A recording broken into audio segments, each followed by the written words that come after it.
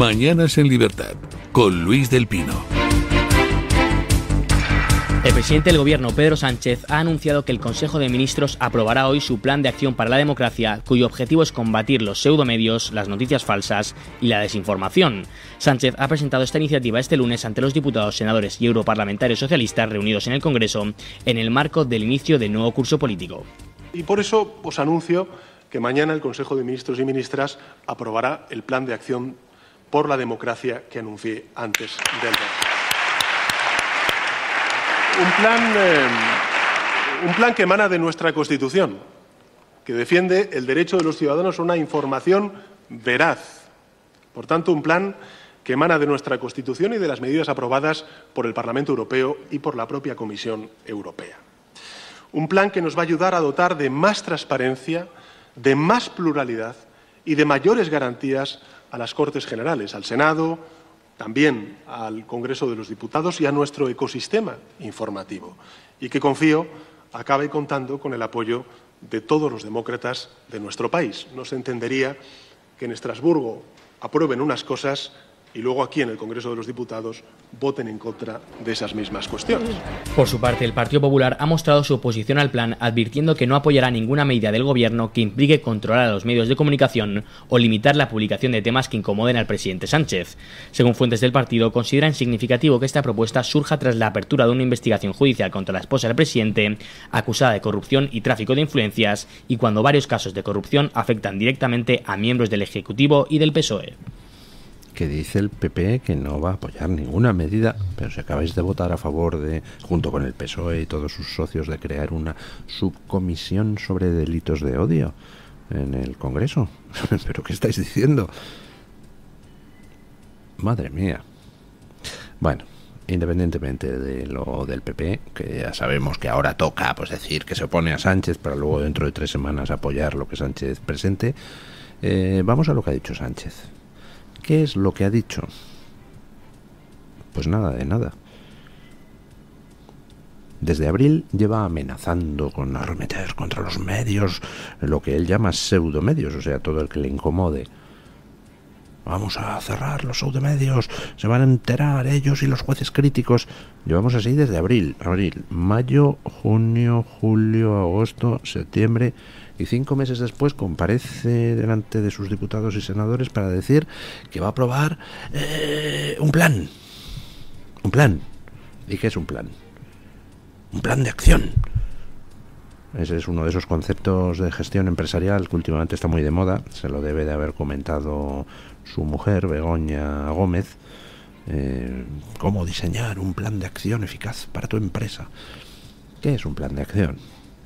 Pues en un Estado de Derecho, nada de nada.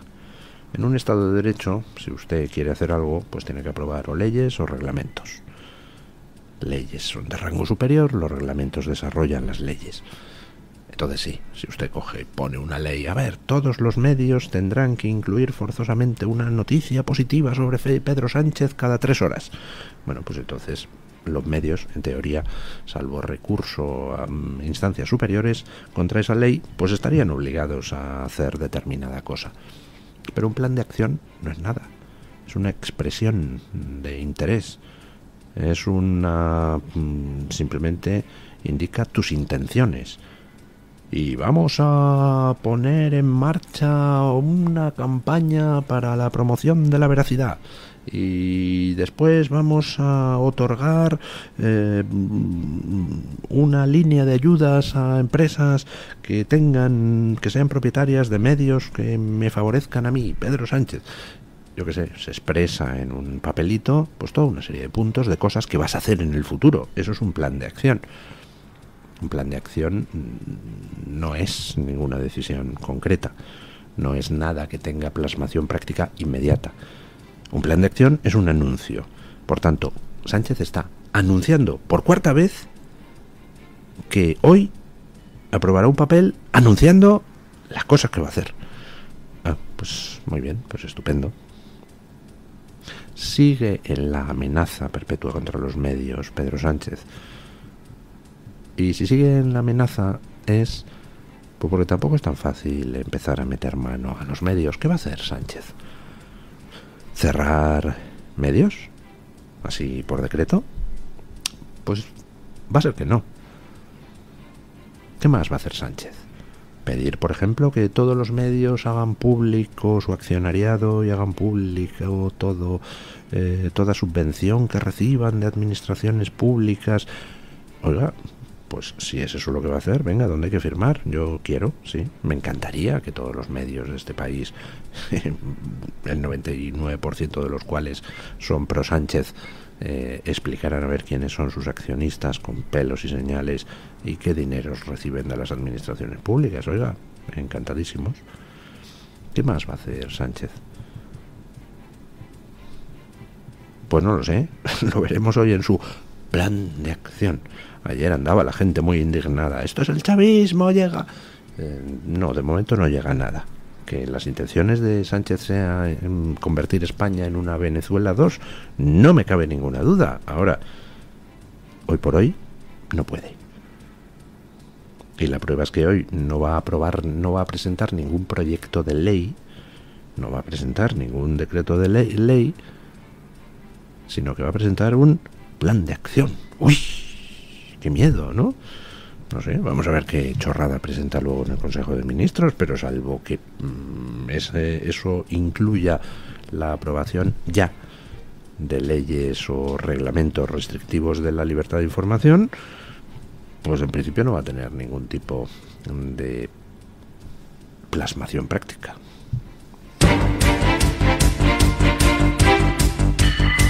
Seguimos atentos a los detalles del intento de asesinato contra Donald Trump ocurrido este fin de semana mientras jugaba al golf en Florida. El agresor, identificado como Ryan Wesley Routh, de 58 años, fue arrestado en una carretera cercana y puesto bajo custodia de las autoridades. El FBI ya ha iniciado las investigaciones para esclarecer el motivo del ataque. Mientras tanto, Trump ha señalado a la candidata del Partido Demócrata como responsable del incidente, primero a través de su cuenta en X y luego en una entrevista con Fox News Digital. Ayer, el expresidente realizó un Twitter Space en el que compartió su experiencia, relatando que se encontraba jugando al golf cuando escuchó los disparos. En tono irónico, comentó que su primera frustración fue no haber podido completar el hoyo en ese momento. Bueno, esta mañana leía en un medio español un titular, en fin, el nuevo intento de asesinato contra Trump revive su victimismo y la polarización ante las urnas. En fin, compañeros, solo os ha faltado titular. Encima de no dejarse matar, va él muy canalla y se hace la víctima, ¿no? Van 2 intentos de asesinato contra Donald Trump. A Donald Trump le han intentado asesinar civilmente con las campañas de desprestigio más infames. Le han intentado acosar de la forma más vil, con campañas incluso de incitación directa a la violencia. Hay recopilaciones en Twitter de declaraciones de actores de Hollywood, de miembros del Partido Demócrata, llamando explícitamente a la violencia contra Trump. No han conseguido callarle, no han conseguido pararle. Han intentado judicialmente machacarle, tampoco han podido. Y ahora, pues parece que como todo lo demás falla, pasamos a la acción directa. 2 intentos de asesinato. ¿Puede que fueran 2 locos? Puede. Pero también los locos se mueven en lo que llamaría Sánchez un ecosistema informativo. Ecosistema informativo donde tenemos una inmensísima mayoría de los medios americanos, porque hay una inmensísima mayoría de medios progres, disparando continuamente sus dardos verbales contra Trump, presentándole como una amenaza a la democracia. Pues no sé, gobernó 4 años y la democracia no se acabó en Estados Unidos, presentándole como como un promotor de la violencia. Oiga, es curiosa acusación, teniendo en cuenta que fue el único presidente americano en décadas que no inició ninguna guerra. A lo mejor resulta que es que hay gente, en fin, que echa de menos los negocios de la guerra y que les molesta un poquitito que Trump envuelva a la presidencia, ¿no? A ver si se les acaba el chollo. Hay muchísima gente cuyos chollos dependen de que Trump no acceda a la presidencia. Hay muchísimas mandangas ideológicas que corren el riesgo de desmoronarse. Y hay mucha gente interesada en que se use cualquier medio para impedir que Trump llegue otra vez a la Casa Blanca. Lo han intentado 2 veces, matarle, y han fallado. Vamos a ver si hay una tercera vez o no. Ayer preguntábamos en nuestra libre encuesta a la audiencia: ¿cree usted que lo intentarán de nuevo? Y el 80 y pico % decía que sí, que lo intentarán. Esa es la sospecha que tenemos todos, que no van a parar. Bueno, de momento les ha salido mal. Que se hostiguen. Y vamos a ver qué pasa el 5 de noviembre. El exministro de Transportes, José Luis Ábalos, ha advertido que la auditoría iniciada por Óscar Puente omite la implicación de otras autoridades en la compra de mascarillas durante la pandemia. Además, el exministro ha vuelto a solicitar al juez Ismael Moreno que le permita presentarse como parte perjudicada, argumentando que las filtraciones del procedimiento le están causando un perjuicio irreparable. En el escrito al que ha tenido acceso Voz Populi, Ábalos señala: es evidente que dicho informe busca limitar la descripción de responsabilidades, omitiendo la participación de otras autoridades y cargos involucrados en estas decisiones, tomadas en un contexto de incertidumbre extrema. Se ignora además que medidas similares fueron adoptadas por otras administraciones como la Comunidad de Madrid o la Ciudad de Valladolid, cuyo exalcalde es quien ha encargado este informe. Asimismo, Ábalos critica que lo que está llevando a cabo Puente no puede considerarse una auditoría, ya que según él no cumple con los estándares mínimos de imparcialidad y existe un claro conflicto de intereses. Pues mira, en esto Ábalos tiene toda la razón del mundo. ¿Qué es esto de centrar el tiro en Ábalos? Ábalos era uno de los presuntos responsables de la trama de corrupción, del caso Koldo, de las mascarillas, etcétera. Pero es que a esa misma trama le compraron mascarillas Marlaska, Salvador Illa, Francina Armengol y Ángel Víctor Torres. 2 comunidades autónomas y 3 ministerios. ¿Qué autoridad tienen en común todos ellos? Pues hombre, el único que está por encima es Pedro Sánchez. Si hay una trama de corrupción, el responsable, la cabeza, solo puede ser Pedro Sánchez, nunca Ábalos.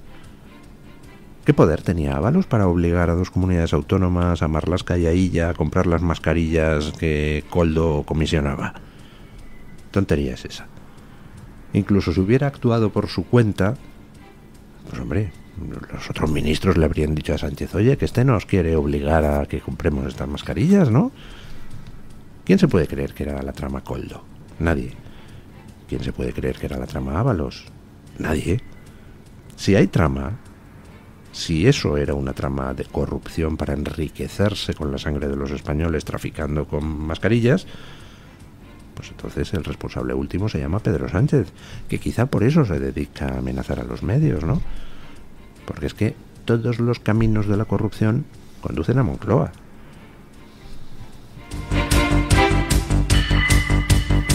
Alemania ha iniciado controles fronterizos en todas sus carreteras con el objetivo de frenar la entrada de inmigrantes ilegales. El gobierno alemán llevaba días advirtiendo sobre la implementación de esta medida, que no entró en vigor hasta ayer como parte de sus esfuerzos por mitigar los riesgos asociados al terrorismo yihadista. Los controles se mantendrán al menos durante 6 meses, aunque podrían extenderse, según anunció el Ejecutivo la semana pasada. Esta acción llega tras la reciente victoria de la AfD en las elecciones regionales y en medio de la creciente presión tras el atentado terrorista en Solingen, en el que un refugiado sirio mató a 3 personas e hirió a 8. La medida ha provocado tensiones con algunos países vecinos. El ministro del Interior de Austria, por ejemplo, ha declarado que su país no acogerá inmigrantes rechazados por Alemania. Al mismo tiempo, líderes como el húngaro Viktor Orbán han señalado que Alemania ahora está adoptando las políticas que él lleva defendiendo durante años. Pues qué follón tenemos en Europa. Resulta que años cargando contra Orbán con la excusa de que es que no puede ser insolidario y cerrar sus fronteras a los refugiados, y ahora va a Alemania y hace lo mismo. Y cuando lo hace Alemania, entonces es tolerable, pero si lo hace Orbán en Hungría, entonces Orbán es malvadísimo. Pues caramba, no sé. Claro, Orbán se está partiendo la caja, poniendo tweets diciendo bienvenido bienvenido Scholz, canciller Scholz, al club de los que hacemos las cosas correctas y tal. Pero me gustaría centrarme en una de las razones que está dando el gobierno alemán para instaurar controles de carretera en los accesos a Alemania. El gobierno alemán, ante el ascenso de la AfD, dice, pues tenemos que hacer algo contra la inmigración. Y una de las razones que da para instaurar controles de carretera es protegerse frente a la amenaza yihadista, porque claro, no sabemos quién puede estar entrando por las fronteras. ¡Anda leche! En España no estamos en nivel de alerta antiterrorista 4+ por amenaza yihadista. ¿Y no podemos hacer lo mismo? Impedir, como está haciendo Alemania, la entrada de nuevos inmigrantes ilegales, simplemente invocando la defensa frente a posibles atentados terroristas. Anda, pues resulta que sí que podríamos. Tenemos leyes suficientes para hacer eso. ¿Por qué no se hace? Pues porque el negocio es el negocio. Y hay gente haciendo auténticas fortunas en España con la inmigración ilegal. Bueno, vamos con doña Rebeca Crespo para que nos cuente qué trae hoy la Gaceta de Portada. Buenos días, doña Rebeca. ¿Qué tal? Muy buenos días, don Luis, y feliz martes para todos los oyentes de Mañanas en Libertad. Este martes en Gaceta.es nos centramos sobre todo ahora, primera hora de la mañana, en el ámbito internacional. Nos vamos a Reino Unido. Allí el gobierno laborista de Keir Starmer está planeando acelerar el debate sobre la legalización de la eutanasia, una decisión bastante controvertida que ha generado dudas incluso dentro del propio gabinete del primer ministro. Starmer tiene la intención de adelantar la votación sobre este asunto para que se realice antes de Navidad, a pesar de que informes recientes sugieren que el proceso tiene que ser mucho más pausado. De Reino Unido nos vamos a Estados Unidos. Hoy Agustín Benito analiza la deshumanización que se ha hecho desde el Partido Demócrata contra el candidato Donald Trump. Él representa una amenaza nacional que aseguró Biden al quiere ser un dictador de Harris en el último debate presidencial y cómo esas declaraciones pueden haber afectado a que ya haya sido víctima de segundo intento de asesinato en apenas 2 meses. También en Estados Unidos nos hacemos eco de unas declaraciones de los residentes de Springfield, en Ohio, después de la llegada de más de 20.000 haitianos en los últimos años a esta ciudad. Pese a toda la desinformación que se ha vertido sobre este asunto, también tras la celebración del debate presidencial, la realidad es que los residentes de Springfield no están nada contentos con cómo han cambiado sus barrios en los últimos ejercicios. Como siempre, también les recuerdo las columnas de opinión que hoy están firmadas por Hughes, Esperanza Ruiz y José Javier Esparza. Muchas gracias, don Luis, y feliz martes para todos. Muchísimas gracias, doña Rebeca. Breve pausa publicitaria y nos vamos a las noticias de las 8.